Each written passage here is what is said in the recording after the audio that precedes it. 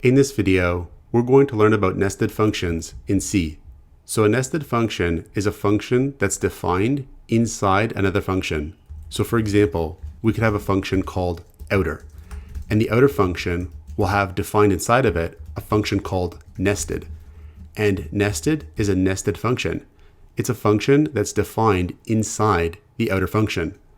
The nested function will just print out, I'm nested, followed by a new line. And we could call the nested function inside of the outer function. So we can save this, and if we try to compile our program, it's actually not going to work. So we'll try to compile this, and we'll get an error. It says function definition is not allowed here.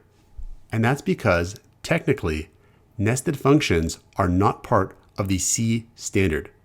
So the C standard is called ANSI C. And in ANSI C, which is what all compilers should support, we don't have nested functions. That said, a GNU C compiler will support nested functions as an extension on the C language. So GNU C, GNU-C, does support nested functions. Now my machine is an Apple running OS X, and if I check the compiler version with GCC-V, I see that my machine has the CLang compiler installed. So it's not the GNU C compiler.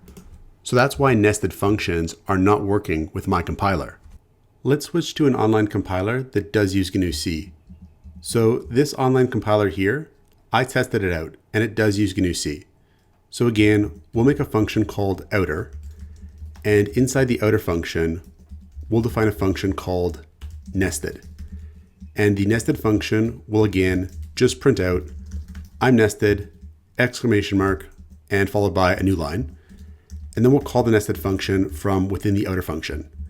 Then in our main function, we'll call outer. And if we run our program, this time it's going to work. We get the output, I'm nested. And that's because this online compiler does use a GNU C compiler on the back end.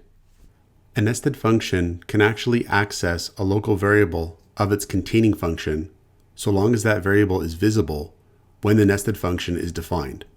So for example, in our containing function outer, we could declare a variable called variable that's going to be an int, and we'll assign a variable the value 5. The nested function could actually access this variable. So we'll have variable $%d\n, and we'll actually access and output the variable value. We can run this program and we get variable $5. So we actually can access the local variable of the containing function. The variable does have to be visible though when the nested function is defined. So for example, if we declared a variable here called bad_variable, this variable is not going to be visible to the nested function when it's defined. So if in our nested function, we try to access bad variable, it's not going to work. So here we'll have printf, and this time we'll have bad_variable, and we'll try to output bad_variable. And then if we run this program, we get this compiler error here. It says bad variable undeclared. So that is one restriction on using the containing function's local variables. One reason why it could be a good idea to use a nested function is that it allows us to access the local variables of the containing function. When we access the local variable of the containing function, it saves us from having to pass the value as an argument to the nested function. If a nested function has another parameter, that's going to take up space on the stack each time we call the function. By using the containing function's local variable directly, we're saving that space. And if our program is running on something like an embedded system, that might actually be important. So I should also note that we can't call a nested function until it's been declared or defined. So I'll delete these lines here that caused this error. And then I'll try to call the function nested up here before it's been defined or declared. When we run the program, we'll get a different compilation error here. It says error static declaration of nested follows non-static declaration. So we can't use nested like this.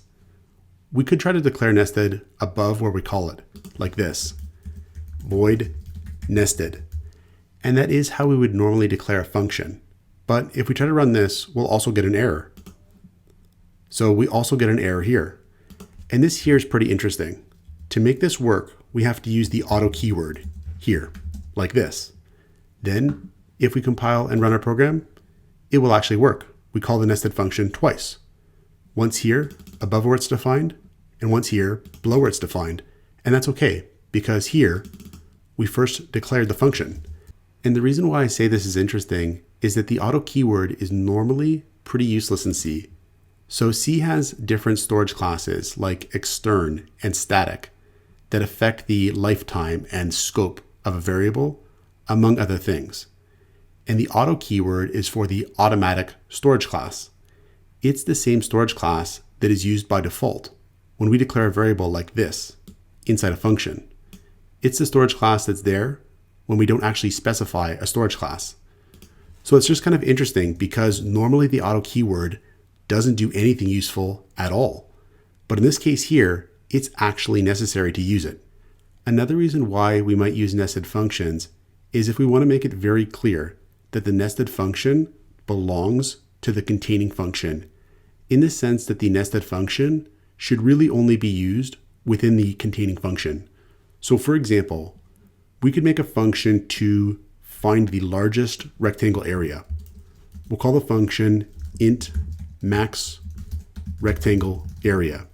And the function will accept 4 parameters: the width of the first rectangle, the length of the first rectangle, the width of the second rectangle, and the length of the second rectangle. And inside the max rectangle function, we'll define a function called rectangle area that's going to calculate the area of a rectangle. So this function will have 2 parameters, width and length. And the function is going to return width times length to calculate the rectangle area. Then we could calculate the area of rectangle 1 using this function. And we could pass it width 1 and length 1. Then we could calculate the area of the second rectangle with int area2 is equal to rectangle underscore area, and we'll pass it width 2 and length 2. Then we could return which area is bigger. So if area 1 is greater than area 2, we could return area 1. Otherwise, we could return area 2. Then we could call our max rectangle area function. So down here we could say printf max area colon %d \n, and then we'll call max rectangle area and we'll pass it some different rectangle dimensions like 4 and 5 for the first rectangle and 9 and 8 for the second rectangle. And we can run our program and we will get a specific max area here, 72, which is this rectangle here with 9 and 8.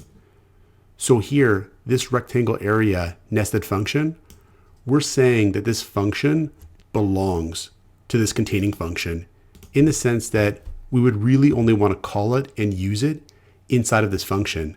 By defining the function as a nested function of the containing function, we're explicitly making it local to that containing function. So there are some situations where using nested functions can be useful, but we should really be aware that nested functions are not part of standard C, or what we call ANSI C, and so using them will make our code less portable. So this is how we can use nested functions in C. Check out portfoliocourses.com, where we'll help you build a portfolio that will impress employers, including courses to help you develop C programming projects.